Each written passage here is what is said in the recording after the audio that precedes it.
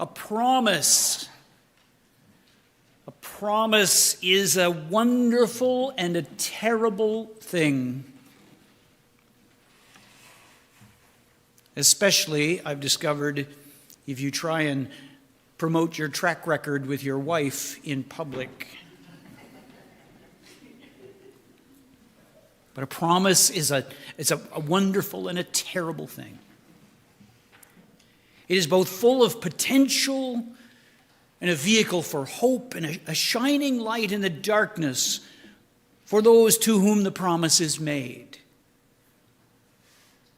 But it is also an obligation, occasionally a burden, a constant reminder of a thing not yet done for the one who makes the promise. And we could, and some have, if we choose, we could measure our lives in promises made or promises kept or promises broken, for they tell a tale of what we value.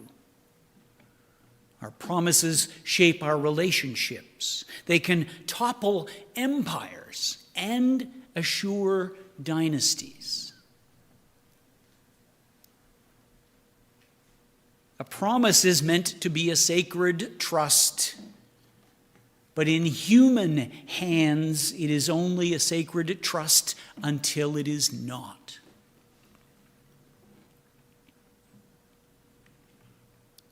We're wary of those who promise too much, aren't we?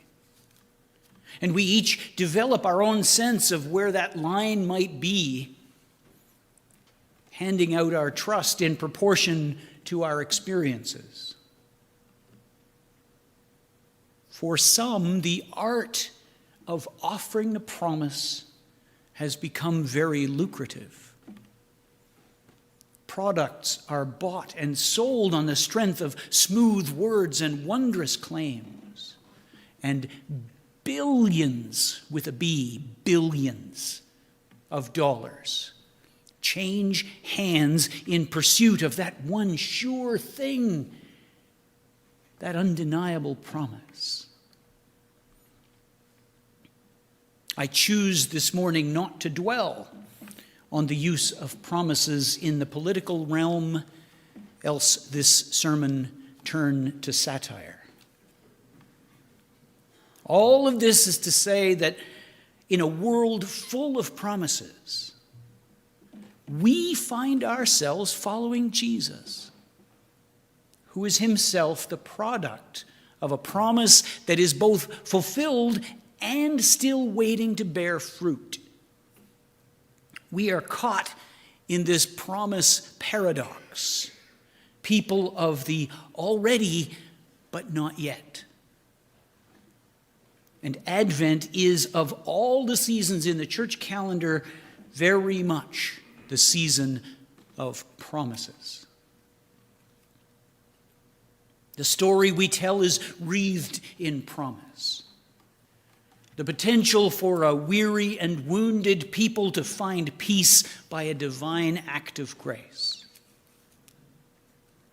And the daughters and sons of Abraham are clinging with grim determination to God's covenant promise, a promise that says, in effect, that God will come to your rescue. Never fear.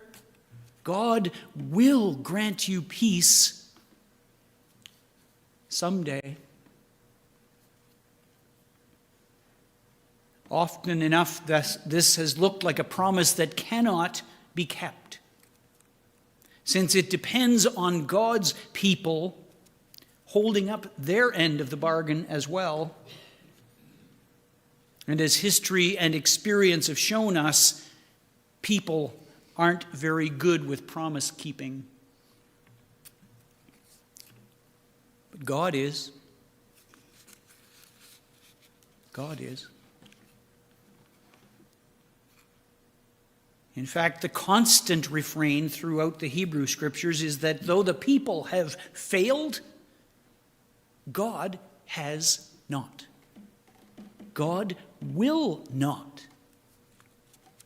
Exile and defeat may be the constant state of affairs, but the prophets remind us that the puzzle is not yet complete. The game is far from finished. There's work yet to be done, and God is already doing it. That's the message. That's the message that Jeremiah ultimately brings to the people of his time. Sure, he takes a long time to get there, but he gets there. For his people have been overrun by powerful enemies yet again. The cities and the institutions of Israel are full of corruption. And the people, having abandoned any hope that God might give them even one slim chance, have just shrugged their shoulders and said, well, this is our fate. And in the face of all of that indifference, the prophet stands up and stands firm. Yes, we have failed, he says. But God's specialty is turning our failure into divine triumph. A righteous branch will spring up, executing judgment, defying our expectations, which have been ground down by the reality of our humanness. God has promised stability. God will provide constancy. God will see to the salvation and safety of all of those who are bound by the promise, even when we can't keep it. Because though we can't keep it, God can, and God does, and God will. The certainty of the prophet is a mystery to us. It's not hard to see that the human condition then and now is a long way from bliss, because then and now we know what we know. We can see for ourselves. We can see that people are tricky and promises are hard to keep. Our rituals and traditions break down. They don't lift us up. Our traditions change and the focus changes and everything changes. What that looks like in Jeremiah's time is a country ruled by a foreign power. It looks like people resigned to their fate. It looks like a religious establishment that has given up on the covenant and found solace in convenient political alliance. And for us 21st century folks, any memory of past hopefulness is easily overwhelmed by our present reality. We know what it's like because it is like that now. And even worse, we say to ourselves and sometimes out loud, well, these promises, they're old. The covenant is dated. It's so way back in time. What have you done for us lately, God? What have you done for us lately? That's the refrain of the modern mind, the song of the secular age in every age.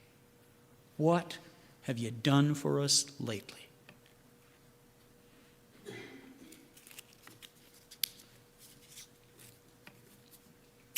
Who do the people say that I am? Comes the question that jars us. Who do they say that I am? What's the word on the street? This not so innocent question comes from Jesus on the heels of some really miraculous work. 4,000 have been fed. A blind man made to see. The religious authorities are circling around. They have their doubts, of course, and Jesus has condemned their false piety in public. It's been a pretty productive and hectic time, so Jesus and his disciples head out to the fringes of the metropolis. And Jesus asks his question. It's a setup, of course, for all that will soon happen, but he asks the question, who do the people say that I am? And the early responses are telling, oh, John the Baptist, you're John. It's a John thing. I lied. Or Elijah, he's our hero. He's the guy that got it done. You're a prophet from the good old days. Let's have a little throwback party. Because that's the safe ground. That's in the past. We can measure that. We can talk about it safely at a distance. It is better to think that the promise is being repackaged for our modern ears than to dare to imagine that the promise is unfolding right in front of you. You are somebody else from the way back days. But who do you say I am?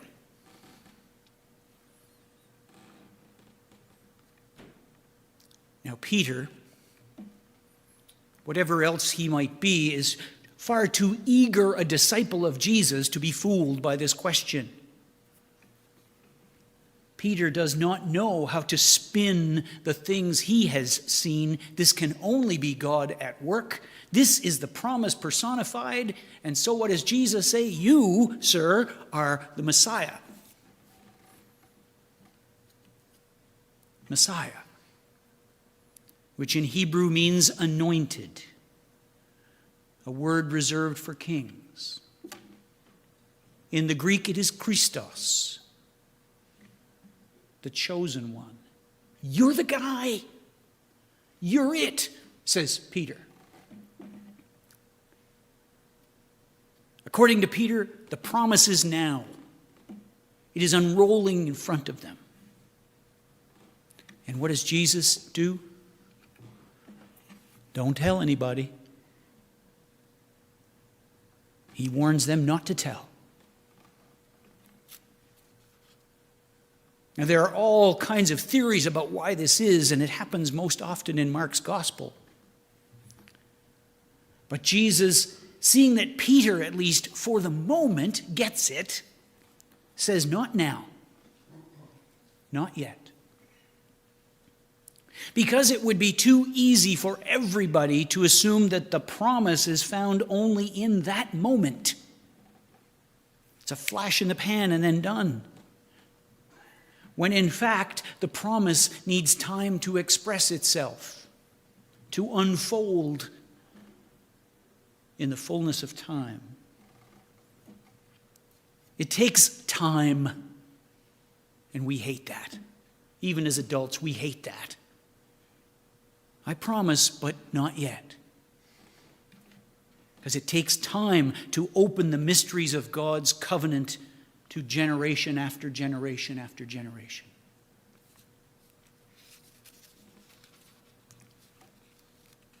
And we're past that. For the story can be told, is being told. We are the tellers. The story must be told. Because the promise not only lives in these ancient words, but it is brought to life in us by the sense of wonder and glorious hope that is born whenever we deck the halls and trim the tree, whenever we turn on the Christmas music and tell the old story, whenever we light the first candle and start creeping our way towards your favorite Christmas hymns, whenever we tell the old story of unlikely parents and astonished shepherds and a remarkable birth, the promise is made new, and it begins to unfold, and it is ours to experience yet again.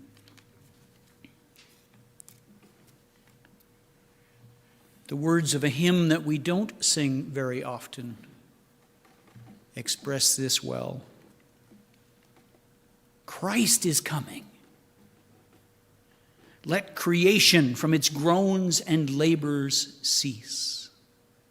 Let the glorious proclamation hope restore and faith increase. Christ is coming. Christ is coming. Come, O blessed Prince of Peace. Amen.